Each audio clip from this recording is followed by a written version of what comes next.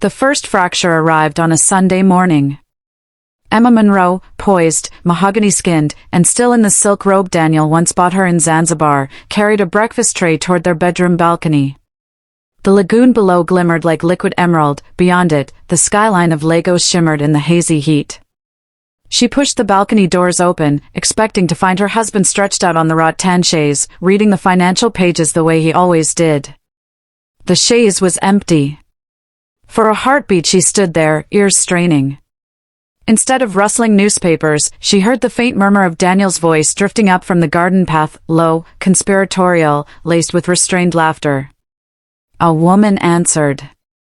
The laugh that followed was breezy and molten, a sound too young, too flirtatious to belong anywhere near the vows Emma had guarded for 10 years. Breakfast china clattered as the tray tipped. Emma caught it, steel in her wrists, but one crimson strawberry rolled to the marble and bled across the white veining like a warning. She set the tray down, walked to the staircase, and peered over the balustrade. Below, Daniel stood under the shade of a flowering flamboyant tree. Across from him, sunlight kissed a tall, sable-skinned woman in a chiffon sundress that fluttered against athletic curves. Emma recognized Lily Adeyemi, a rising socialite whose face had begun appearing in the society pages beside Daniel's during his philanthropic events. Emma's breath lodged in her throat as she watched Lily brush an invisible speck from Daniel's linen collar, fingers resting too long. Daniel's hand rose, almost out of instinct, to cradle Lily's wrist, sending a jolt of intimate electricity through both their expressions. And Emma's heart broke with startling clarity. She retreated, each step back into the shadows metered, practiced, queen-like.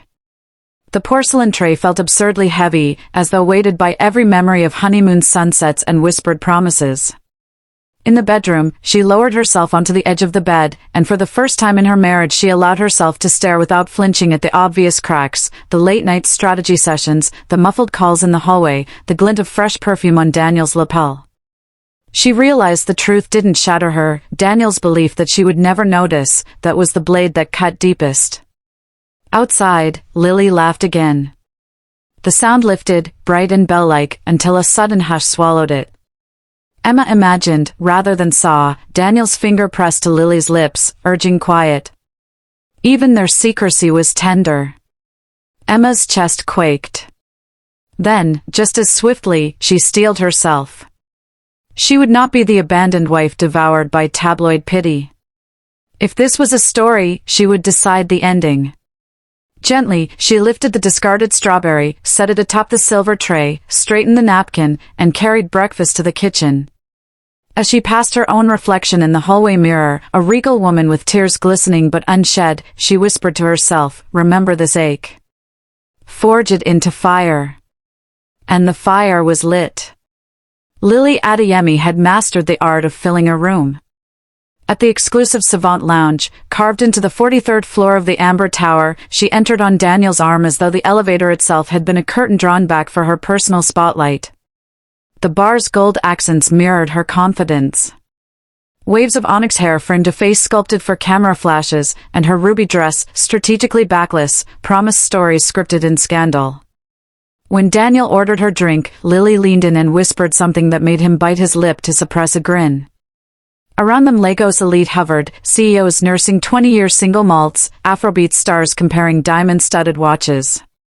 Lily spotted her friends, two influencers live-streaming, but she didn't wave. Queens don't greet, they grant audiences. She allowed the crowd a slow, deliberate look at her, then slid onto a velvet banquette where Daniel's hand automatically found the small of her back. "Darling," she said, her voice a purr. "Imagine the charity gala next Friday. You beside me, every camera clicking, Emma nowhere in sight." Daniel's smile faltered, but Lily misread it as hesitation to upstage his wife so publicly. She traced his jawline. "She's lovely, yes. But the world moves forward, love. And you belong beside the future." Daniel exhaled, trapped between guilt and desire. Across the lounge, whispers multiplied, "That's Daniel Monroe's new flame. Did you see his wife last month? She's gone invisible." Each murmured speculation fed Lily's resolve. She pictured herself descending the charity gala's grand staircase, paparazzi bulbs bursting like fireworks, her name trending before dessert. She leaned nearer. I've already chosen my dress, blood red, floor length, slit to the thigh. I'll outshine every chandelier. Daniel's eyes darkened. But under the table his phone buzzed with a text from Emma, dinner's warming in the oven if you're late. Love you. He swallowed. We'll discuss the gala tomorrow. Tomorrow, Lily echoed, though the word felt like an unnecessary delay. She tilted Daniel's chin, and as their lips met, she imagined the front-page headline, Mistress steals the spotlight. What Lily failed to imagine, what her ambition kept her blind to, was a wife scorned, forging herself into the kind of brilliance that could eclipse even the sun. Midnight. The house slept, but Emma's mind screamed. Unable to rest, she wandered to Daniel's study, once their shared sanctuary of deal-making and laughter.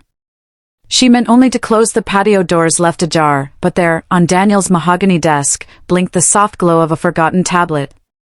Curiosity, or was it dread, moved her fingers. The screen lit, no passcode required. A chat app was still open, at the top, Lily Adeyemi's name. D, can't wait to see you in that red dress Friday. L, can't wait to show you what's underneath winking face. D, we'll have to manage Emma somehow. L, she's harmless. Invisible. Invisible. The word detonated in Emma's chest. She scrolled further, photos of Lily modeling various gowns, voice notes dripping with intimacy, a plan for Daniel to announce his separation post-gala so the scandal would be concealed beneath the glitter of philanthropy. Emma's vision blurred. For a breath she considered smashing the tablet, no, confronting Daniel this instant, screaming betrayal until the walls shook. But a deeper, calmer voice rose within her, do not waste ammunition on panic. Strike where it counts, when it counts. She opened a drawer. Inside lay a velvet box, her 10-year anniversary gift planned for next month, vintage emerald earrings Daniel had never seen. Tears welled. She closed the drawer. Returned to the tablet. She read every word of Lily's machinations until anger sharpened into strategy. By 2 a.m. Emma had outlined a plan on a yellow legal pad, Gala. Entrance. Statement. She sketched the silhouette of a gown, fluid, regal, immortal. At dawn, she took one last gaze at the bed where Daniel still slept, peaceful and oblivious. She felt no urge to wake him. Some wars are won in silence. In the mirror she saw the tired wife fade and the warrior queen emerge. She tied her hair back, threw on jeans, and slipped out before the first birdsong, leaving behind only the ghost of the woman Daniel assumed would never fight back. The Mayor Grace Foundation Charity Gala was the ticket of the season, part fundraiser, part informal auction of power. Invitations were embroidered on satin, delivered with crystal keepsakes, each bearing the exquisitely etched date, May 24th. Only 500 existed. Emma held hers now, the silver calligraphy swirling like fate around her fingers. Daniel's initials gleamed beside hers, a mocking reminder of unity that no longer existed. On instinct she dialed her best friend, Ijeoma Udo, a fierce arts editor with contacts in every couture house from Milan to Victoria Island. When Ijeoma answered, Emma's voice wavered only once.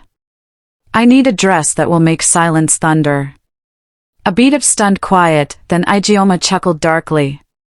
Finally, my queen. Come to the studio in an hour. An hour later Emma stepped into Ijeoma's sun-washed atelier. Bolts of silk swayed like banners, mannequins wore half-finished dreams.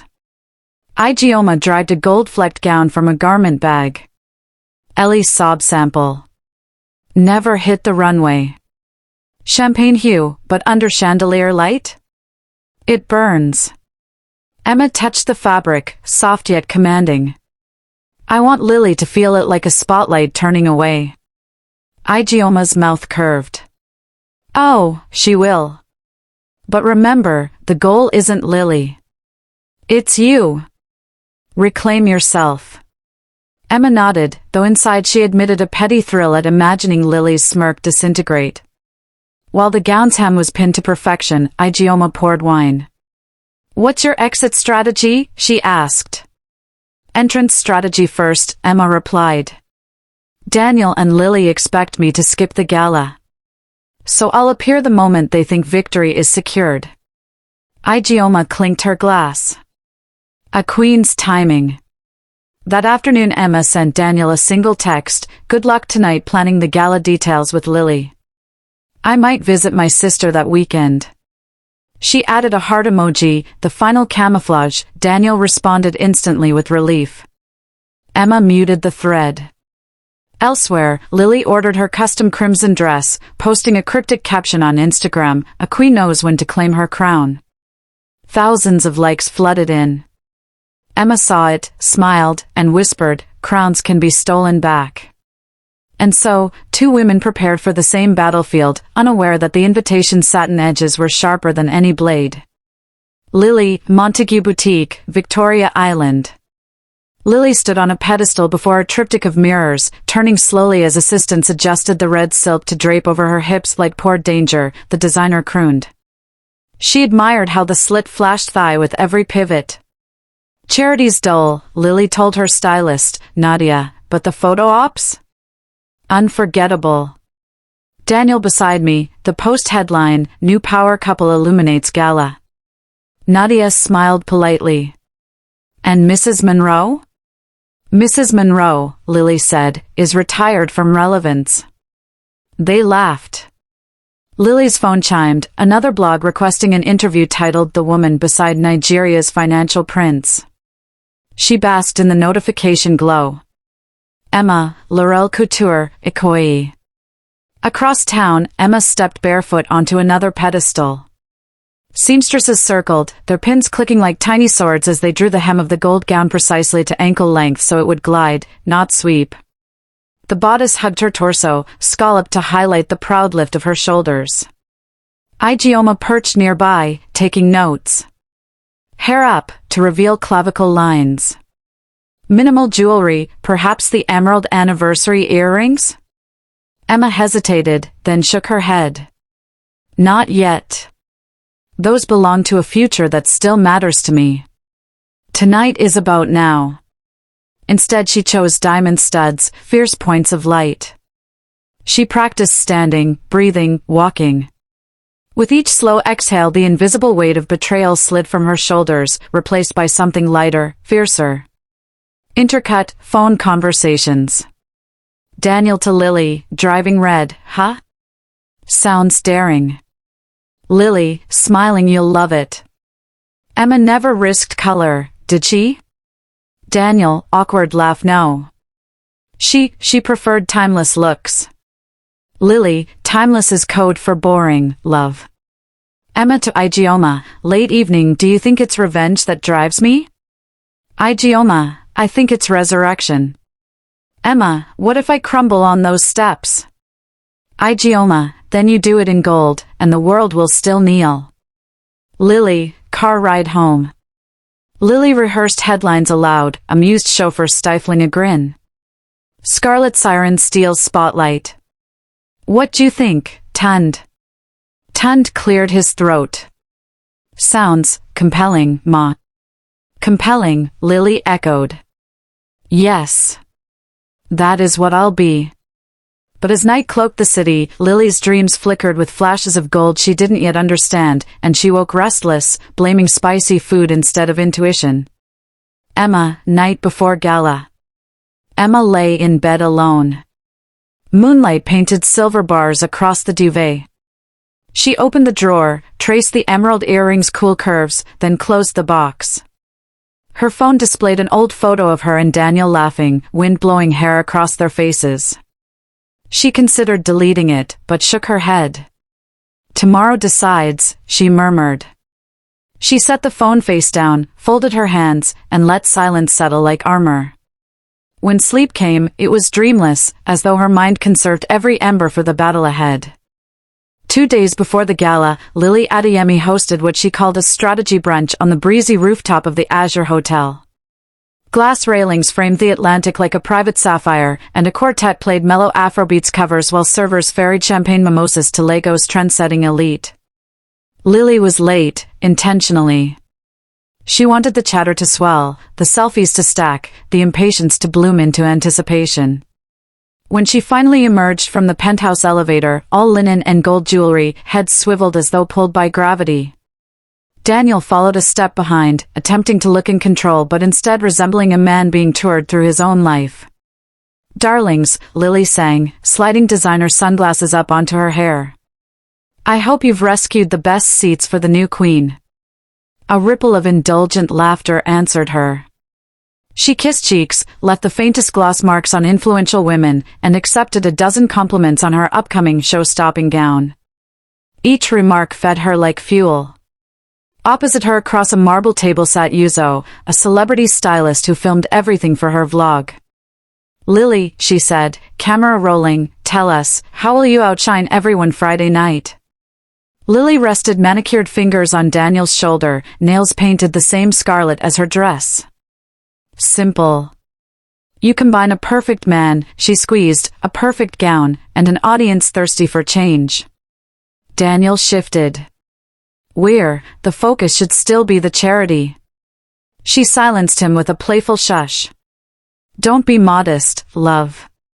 People donate because they see greatness on display." Yuzo's camera hovered. "And Mrs. Monroe? Rumor says she might attend after all." Lily's smile sharpened. "Emma spent 10 years practicing invisibility. I doubt she'll break the habit now." A few guests tittered, one bit her lip, unsure. Daniel's brow furrowed but Lily caught it and pecked his cheek. "Relax, this is our moment." At that instant a gust of ocean wind lifted the linen table runner, toppling a glass that splashed pink juice across Daniel's crisp shirt. Startled gasps fluttered. Lily clapped a hand over her mouth, then laughed too loudly. "Oops, nature's reminder that stains happen when you aren't protected." Yuzo giggled, Daniel excused himself to blot the spill. As he walked away, Lily's brunch circle closed ranks around her, shimmering with admiration. No one noticed the lonely slump in Daniel's shoulders, or the way he checked his phone, half hoping for a message from the woman he'd drifted away from.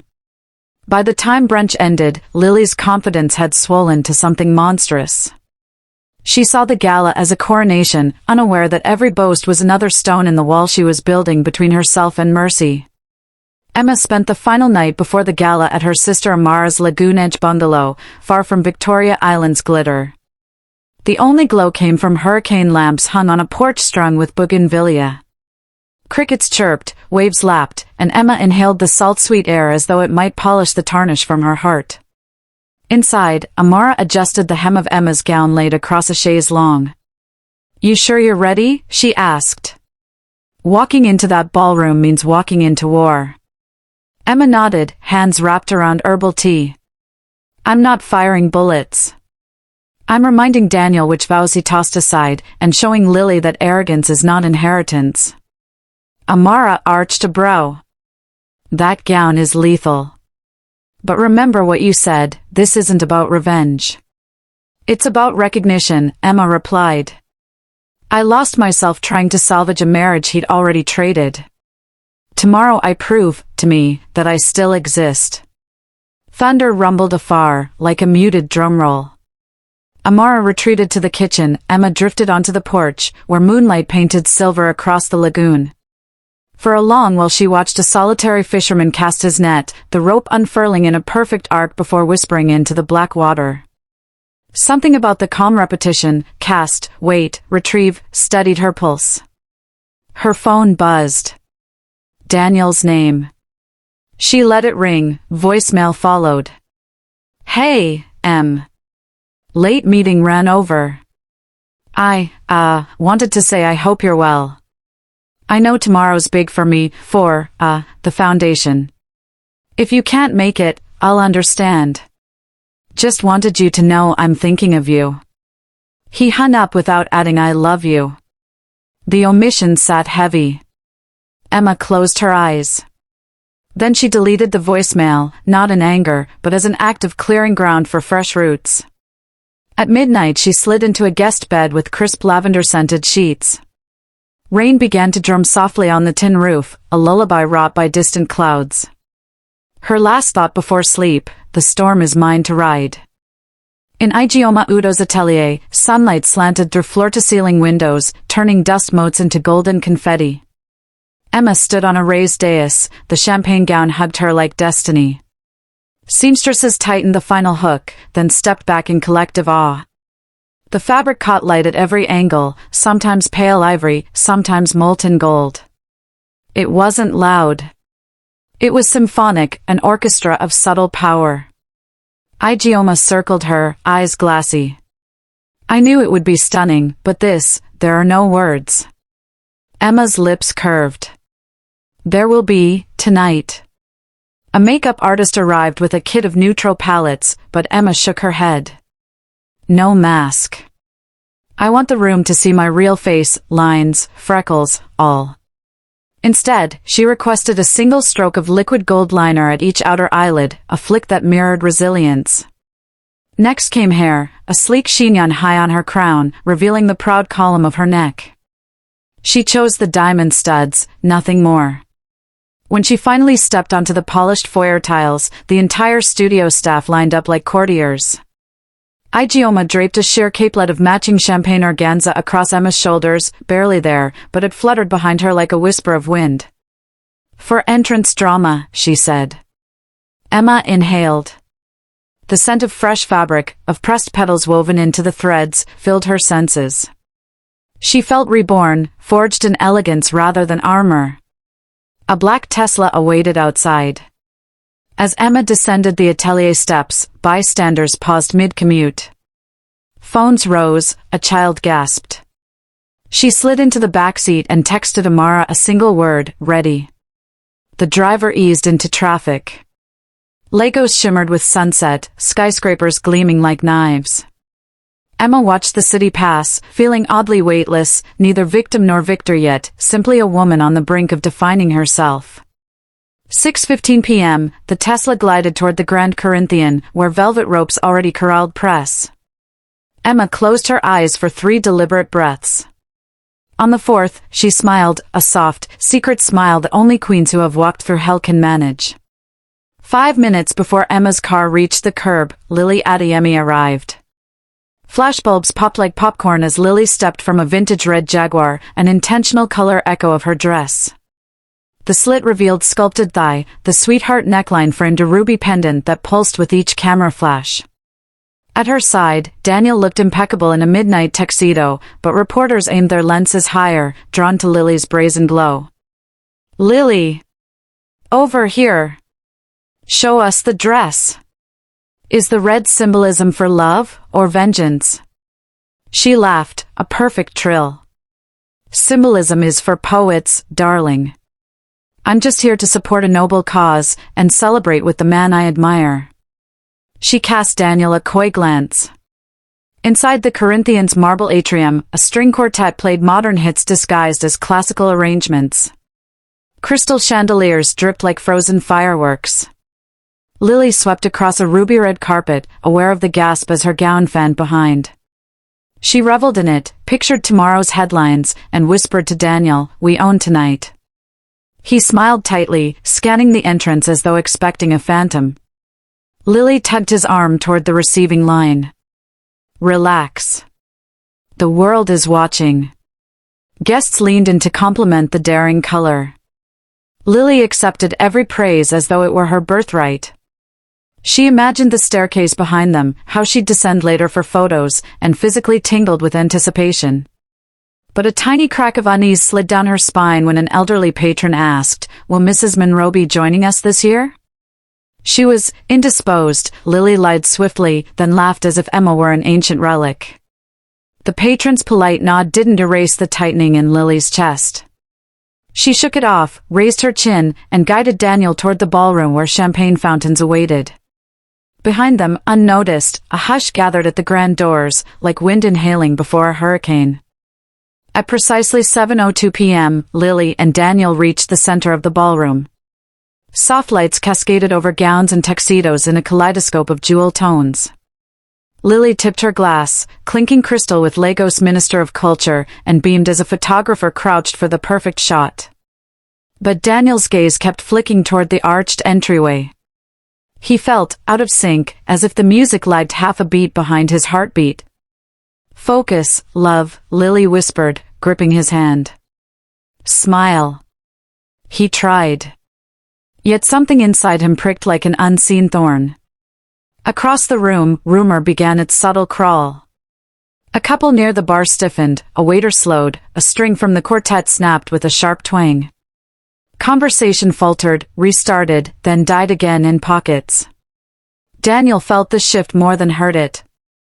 He followed the tilt of heads, the widening of eyes, all angling toward the staircase balcony that overlooked the ballroom. Lily felt it too. She straightened, ready to absorb more adoration. Red dress blazing, she turned, expecting another spotlight. The balcony doors opened. Gold spilled into the room, not light, fabric.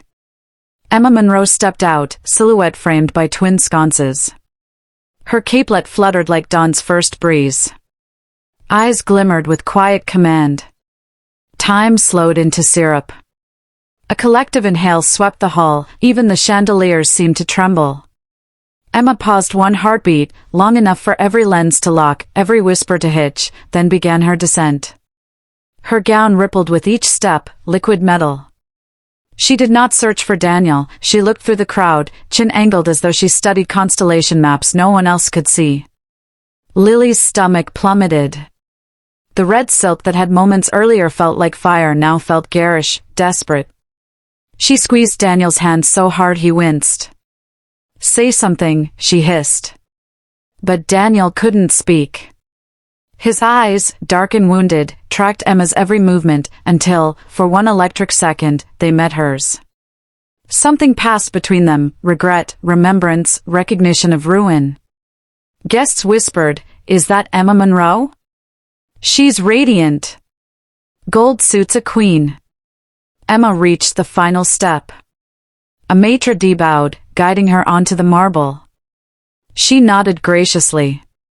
Cameras erupted anew, pivoting from Lily as though the previous star had been swapped in post-production. Lily's heartbeat hammered in her ears, drowning the quartet's music. She forced a smile, praying for the heat to return to her cheeks, for attention to boomerang back, but it did not. The ballroom's axis had shifted, magnetized to the woman Lily had deemed harmless. Daniel set his untouched champagne on a tray, the glass rattling. Without realizing, he took one hesitant step toward Emma. Lily caught his sleeve. "Where are you going?"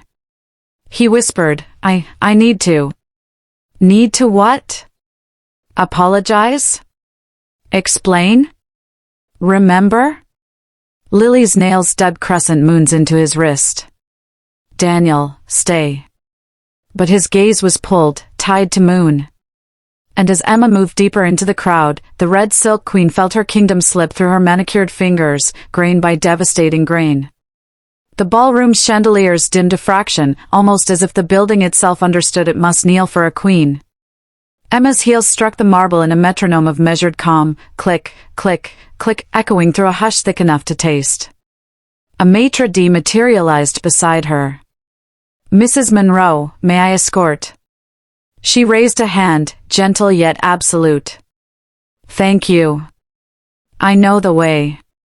Emma's eyes never wavered from the path ahead, the long strip of crowded floor that stretched between her and the farthest colonnade, directly past Daniel and Lily.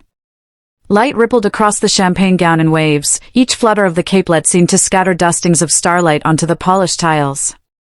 Half hidden among the guests, the event photographer, Cunnell, felt his throat tighten. He had spent years chasing glamour, but what he saw now was not glamour, it was gravitas. He lifted his camera, whispering to his assistant, "Frame her like living history." Near the orchestra dais, Daniel inhaled hard enough that Lily felt the pull in her own lungs. Somewhere inside him memories detonated, Emma laughing in a sunstruck canoe on their honeymoon, Emma at his mother's funeral, arms steady around him, Emma, pen tucked behind her ear, staying up till dawn to finish the pitch deck that landed his first major investor. As Emma drew closer, Daniel's heart pounded triple time. Words rose, "I'm sorry, stay, forgive me," but tangled together into a silent knot. Lily felt it, the slow but inexorable siphoning of attention from her skin, her hair, her curated poses. She flashed a smile as bright as camera flash, but the glow bounced uselessly off Emma's quiet blaze. 10 steps away now. Emma dipped her chin once in greeting to the Minister of Finance, murmured a cordial good evening. The minister, who moments earlier had been enthralled by Lily, seemed to forget the mistress existed. Daniel's mouth went dry. "Emma," he croaked. She paused at arm's length, never halting the graceful sway of her capelet, eyes sweeping over Daniel, then sliding to Lily with an unreadable softness. "Good evening, Daniel." She turned her gaze fully on Lily, smile polite but diamond-edged. "Lily Adeyemi, isn't it? I've read impressive things about your fundraising prowess." For the first time in hours, Lily's throat clicked in a swallow. Thank you. We're excited to support the foundation." Emma nodded once more, then pivoted, gliding onward as if the pair were ornamental statues lining her walkway. Conversations reignited behind her, but now they orbited around words like poise, strength, comeback. And right there, in the murmuring wake, Daniel felt the tectonic plate of his life buckle under a fresh awareness. He had traded a kingdom for counterfeit jewels. The staircase had been Emma's stage, the parquet floor became her throne room. She moved with the confidence of practiced sovereignty, circling the art exhibition pieces, greeting donors by first name, asking about their children or their latest album release. What astonished the onlookers was not simply that she remembered such details, but that she wove them into effortless warmth, making titans of industry feel like nieces and nephews at a family reunion. Within 8 minutes of her arrival, Emma had redrawn the ballroom's social map. The master of ceremonies, Kwame Adebayo, felt the shift in energy and made a quick decision. "Ladies and gentlemen," he announced, his baritone booming through hidden speakers, "please give a special welcome to tonight's surprise guest, co-founder of the Monroe Education Trust, Mrs. Emma Monroe." Applause erupted, sharp, sincere, voluminous. Emma turned, caught off guard. For half a breath uncertainty flickered, then she smiled and lifted one graceful hand in acknowledgement. Behind the applause Lily stood frozen, lips parted. That introduction should have been hers. She dug crimson nails into her clutch so hard she felt the patent leather give. Daniel joined the clapping, but each smack of his palms sounded like self-indictment. Kwame gestured toward Emma. "Would you honor us with a few words?" Emma held his gaze, weighing. She had not planned to command the microphone tonight, only to reclaim space. Yet the chance to voice her mission, not her marriage, stirred something larger than vengeance. She inclined her head. "Certainly." She stepped onto the small rostrum, the gold fabric pooling like sunrise at her feet. The ballroom stilled, even champagne fizz seemed to listen. "Good evening, friends," she began, voice steady, mellifluous. "I hadn't intended to speak, but life often writes better scripts than we do. Tonight we gather to invest in minds too often overlooked, girls who dream beyond circumstance, boys who crave more than survival. The Monroe Education Trust exists because we," she swept an inclusive hand, "believe intellect is a currency that multiplies when shared." Guests leaned forward. Emma spoke briefly but powerfully about a new scholarship cohort, reciting recipients' names from memory. She closed with, "So let's raise our glasses, not to opulence or intrigue, but to potential. To the future standing on our shoulders." The standing ovation was thunderous. Lily's hands slapped together on autopilot, yet her face burned. She glanced sideways, expecting Daniel's support. Instead she watched him gaze at Emma with an expression nakedly awash in awe and sorrow. Kwame reclaimed the mic, voice buoyant. "Thank you, Emma. Let the auction begin." Music struck up, waiters streamed in with silver trays. In that instant Emma stepped down, locking eyes with Daniel for only the second time. He tried to speak, but the crowd flooded between them, eager donors patting Emma's shoulder, pressing envelopes into her hands. She offered Daniel a soft, almost regretful smile before turning to greet an elderly woman. Daniel's outstretched hand hung in the air a moment, then curled into a fist by his side. And Lily, left outside the gravitational field of Emma's orbit, felt herself shrinking, ember-red gown and all, into a speck of cosmic dust. Whispers travel faster than light in ballrooms. They dart beneath music, hitch rides on passing flutes of champagne, coil around pearls and bow ties. I heard she quietly funds 10 rural libraries. She looks stronger, somehow, like steel wrapped in silk. Do you think Daniel regrets everything? Daniel heard them too. They braided with his own racing thoughts until each note of the jazz quartet became an accusation. He repositioned his cufflinks, though they were perfect, just to keep from drowning. Across the room, Emma concluded a conversation with the culture minister's spouse and slipped onto a quiet balcony to breathe crisp night air. Cameras couldn't follow out there, only paper lanterns swayed overhead, reflecting in the lagoon. Inside, Lily seized her chance. She intercepted Daniel at the bourbon bar, plastering a pained smile across features that felt suddenly waxen. You promised we'd mingle together, she pressed. Instead you're... Lily, he said, voice faint. Then firmer, this isn't the right moment. Not the moment for her? Rage flashed, quick and hot. You're humiliating me, she hissed. They're treating her like a queen, Anne. Because she is, Daniel snapped before he could leash the words. Silence scraped between them.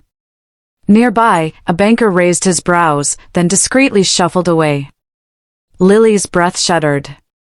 After everything, you still choose her? It's not about choosing, Daniel said, weary. It's about seeing clearly. She laughed, a brittle sound. Fine. Go grovel. But know this, Daniel, queens don't forgive traitors, they exile them. He flinched. Somewhere, once, he had admired Lily's sharp edges, now they felt like razors at his throat. He placed his drink on the bar, turned, and walked toward the balcony.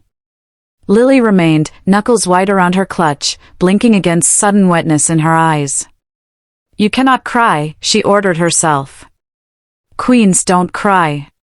Yet a tear slid, carving mascara. She pivoted away before anyone could witness the fall. On the balcony, Emma leaned against the balustrade, gaze fixed on city lights shimmering atop dark waves. The door clicked, she sensed Daniel before hearing him. She did not turn. Emma, he said softly. Only the murmuring lagoon replied. He drew closer, wary as a trespasser. Your speech was extraordinary. Thank you. Her tone was cordial, neither icy nor warm. Daniel's hands gripped the rail.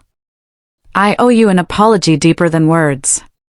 Emma's shoulder twitched. Words still have weight, Daniel. Choose them. He exhaled. Moonlight limned the anguish in his face. I broke every promise I made to you. I let ego, lust, whatever you call it, drag me from the life we built. And tonight I see what the cost truly is. Emma's jaw tightened, but she kept her voice level. Is your regret because you lost me, Daniel, or because you lost public opinion? The accusation speared him.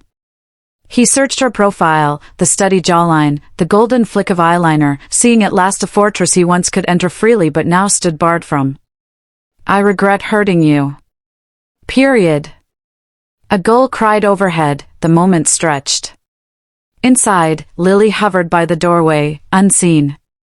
She had followed Daniel, desperate to pull him back, only to witness the rawness of his confession.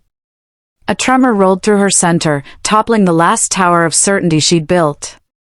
Daniel stepped closer. I need to find a road back to you.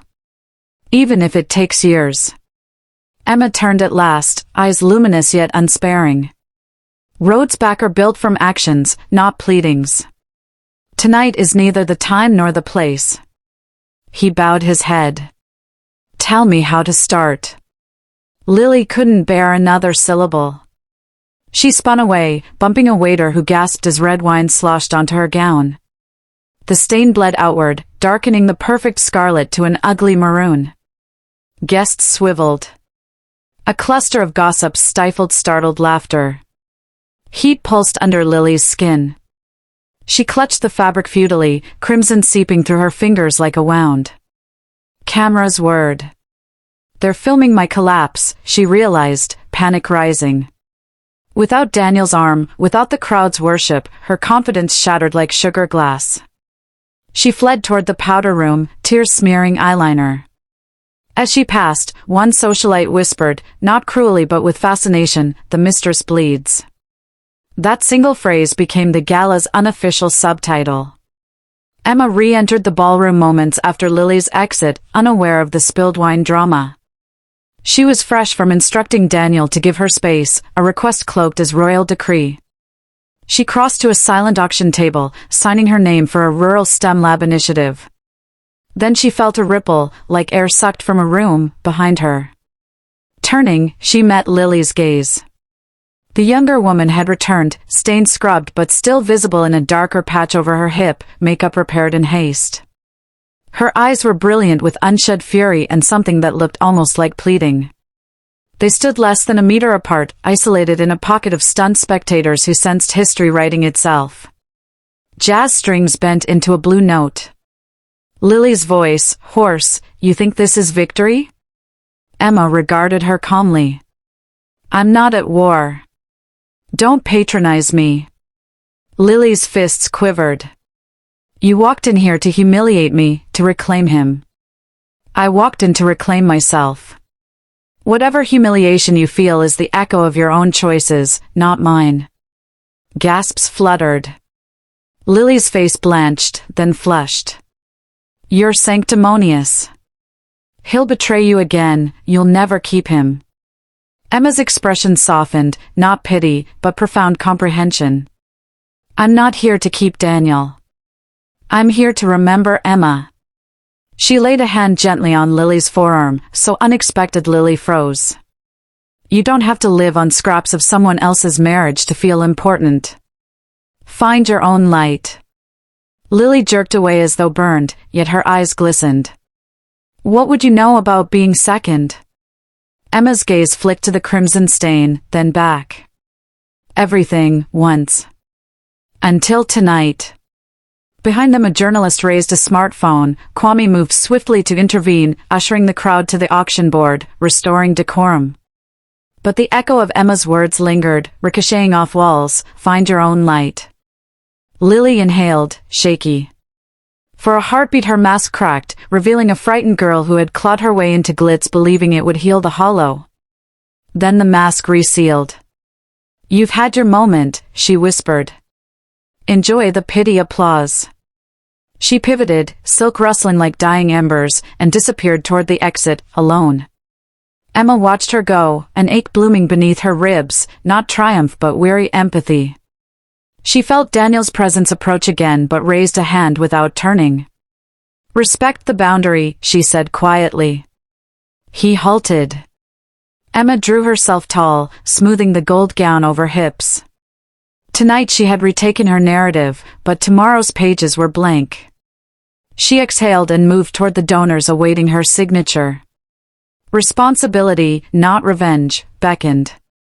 As midnight neared, the ballroom lights dimmed for the charity's final tally, record-breaking funds, sparked largely by Emma's speech. Kwame announced it over cheers, crediting both Monroes, pointedly plural. Emma accepted the applause with a nod, her smile tempered by humility. Daniel watched from a distance, heart aching with bittersweet hope. Lily stepped into a rideshare outside, tears finally spilling. Cameras didn't follow her into the dark.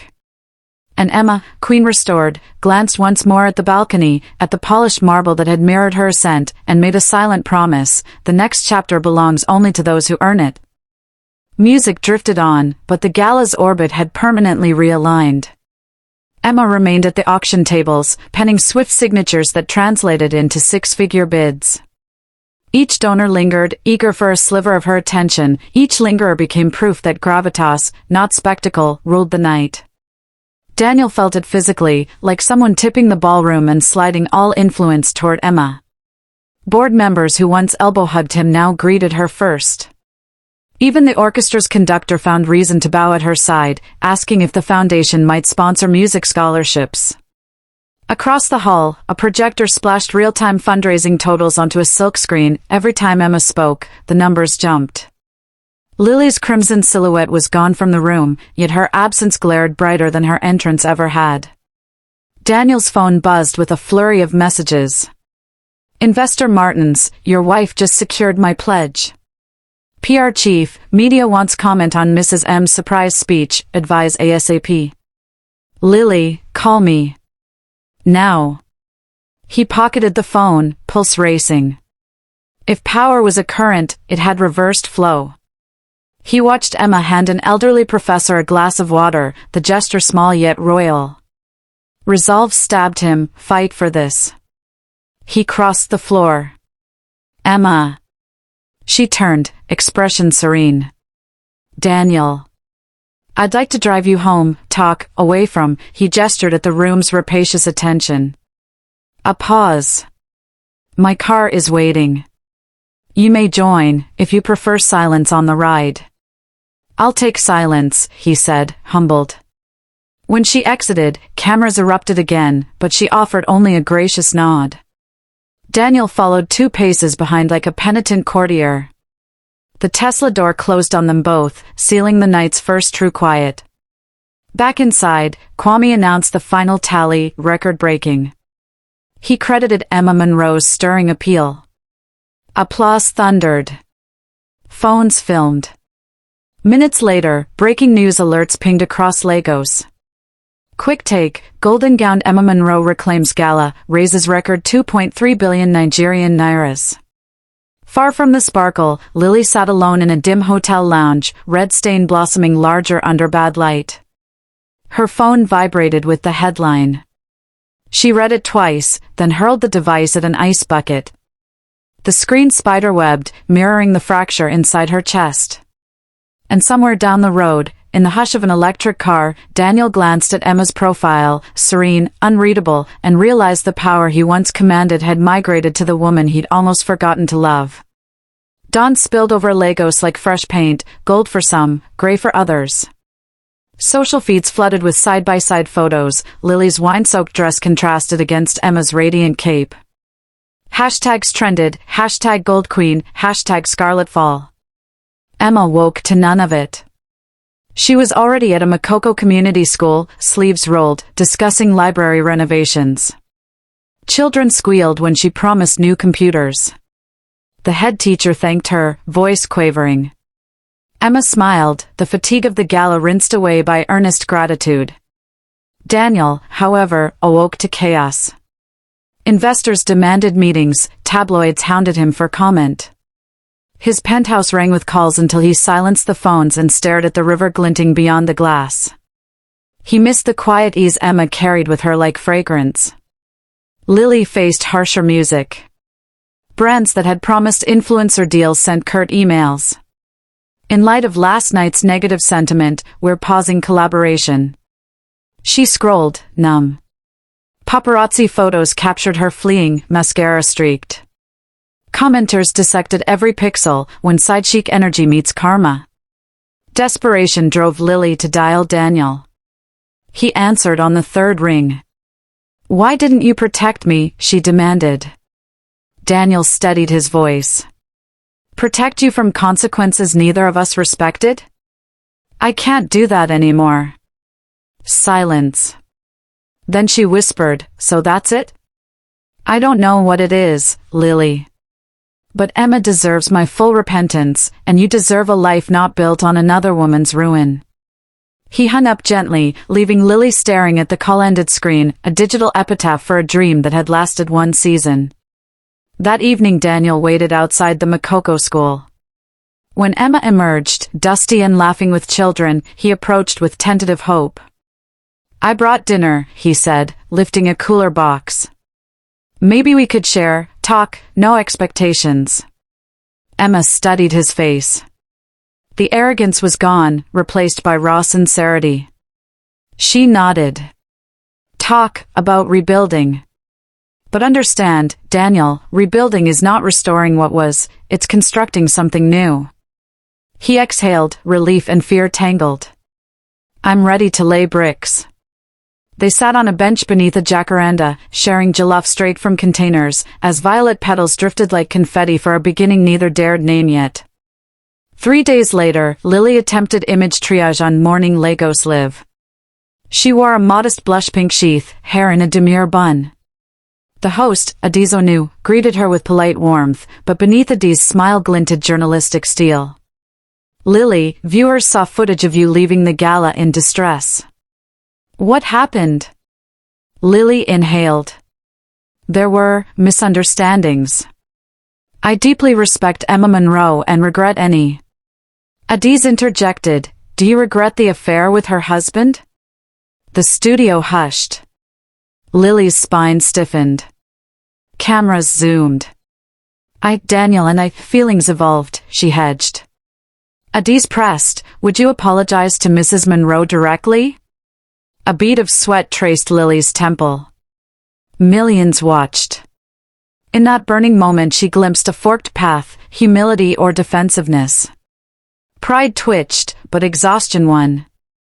I'm sorry, Emma, she said, voice cracking. Not for losing last night's spotlight, but for trespassing on vows I never owned. Social media erupted, some applause, much skepticism, but sincerity rang in Lily's wet eyes. Adiz offered a tissue, softening. What's next for you? Lily's answer surprised even her, I'll auction the red dress for the Monroe Education Trust. Maybe some good can rise from my mistakes. The clip went viral. Comment threads debated redemption, donations for the dress auction surged. For the first time since the gala Lily felt something like inner alignment, not admiration, just an unvarnished truth she could live with. That afternoon Emma's assistant forwarded the clip. Emma watched quietly. When Lily's apology played, Emma closed her laptop and whispered, let grace circulate. She instructed her team to publicly thank Lily for the gesture. Daniel saw the tweet, Emma's measured gratitude, and realized that true royalty isn't the absence of scars but the mastery of them. Summer bled into Harmattan. Dusty winds cooled the nights, headlines cooled too. Yet transformations brewed in quiet rooms. Emma met lawyers in a sunlit office overlooking the marina. Papers lay ready, legal separation, not divorce. She told her counsel, I need space to discern whether love can be reborn after betrayal. They respected her clarity. Daniel's transformation was carpentered in sweat and silence. He withdrew from public circuits, declined lavish panels, and interned, incognito, at the Makoko school renovation site, hauling bricks alongside laborers. On the third week a vendor recognized him, the photo splashed across blogs, finance titan turns builder in wife's philanthropic project. For once, the comments were kind. He visited therapy, admitted insecurities that fed his infidelity, started the slow grind of self-forgiveness. Each session he logged in a leather journal titled Road Back, though Emma never asked to see it. Lily kept her word. The crimson dress fetched 23 million Nigerian nairas at auction. Cameras recorded her handing the check to Emma. They posed, civil, not chummy. Reporters asked Emma for comment. Emma smiled softly. Redemption looks beautiful on everyone. Later, Lily stood by her ride, envelope of 0 naira in hand, yet feeling lighter than in months. Thank you, she said. Emma nodded. Thank yourself. No more words were needed. They parted like travelers who shared a storm and chose different horizons. That night Emma returned to the now quiet Monroe penthouse. Daniel had relocated to a furnished loft. She poured tea, walked to the balcony where betrayal first bled her heart, and watched city lights flicker like restless stars. A peaceful emptiness spread inside her, not victory over Lily, not dominance over Daniel, simply sovereignty of self. 6 months later, early evening bathed the grand atrium of the new Emma Monroe Learning Center in caramel light. Students in crisp uniforms practiced typing on donated tablets, parents toured science labs smelling of fresh paint. A plaque by the entrance bore 2 names, Emma and Daniel Monroe, founders. Journalists hovered, jotting quotes. Emma greeted guests, charcoal jumpsuit cinched with a gold belt, armor traded for comfortable regality. Behind her, Daniel adjusted a microscope for a shy girl, showing how to focus on onion cells. His tuxedo days seemed distant, rolled sleeves and calloused palms suited him. As Emma prepared for her opening speech, she noticed Lily in the crowd, wearing a simple navy suit, press badge dangling. Instead of dread, Emma felt a calm nod. Lily lifted her camera, capturing the moment that was never hers but that her missteps helped illuminate. The ceremony began. Emma spoke of resilience, of second chances for kids and adults. A broken promise, she said, voice resonant, need not break a future. What we repair can be stronger than what we first built. Applause swelled. Daniel stepped to the lectern, invited by the board to announce an endowment he'd secured through penitent hustle. He kept his message short. I once valued numbers above people. My wife taught me to reverse that equation. When the ribbon was cut, sunlight poured through skylights, igniting motes of dust into swirling gold, an echo of the gown that began it all. Children cheered, rushing in. Later, amid lingering laughter, Emma retreated to a quiet classroom. She stood before a broad mirror used for drama lessons. Memories flashed, the first mirror, the crimson strawberry, the cape let flutter on Gala stairs. She met her own gaze, steady, unflinching. Daniel appeared in the doorway. Need a moment? I was just remembering, she replied. He stepped closer, hands clasped. The road ahead is long. I'm prepared to walk it, starting beside you, or a respectful step behind, whatever you decide. She studied him, weighing months of actions that spoke louder than apologies. In his eyes she saw humility, not hunger. She offered a small, genuine smile. Walk with me, Daniel. Side by side, but understand it's a new path, not a return. Emotion thickened his voice. Agreed. They exited the classroom together. Outside, Lily finished an article draft on her tablet, From Scandal to Scholarship, How a Fallen Queen Helped Crown Another. She hit send, feeling, for the first time in forever, that her words served something beyond vanity. Twilight painted the sky rose gold as Emma locked the center's doors for the night. She glanced at Daniel, at the children skipping toward buses, at Lily's departing cab. She inhaled city air rich with dust and hope, and felt the final click of her throne settling beneath her, unfettered, earned, defined. The queen had not merely returned, she had rebuilt the kingdom so that every subject could one day crown themselves. And this time, no one, husband, mistress, or whispering crowd, would ever mistake her glow for anything less than the light she forged herself. The end.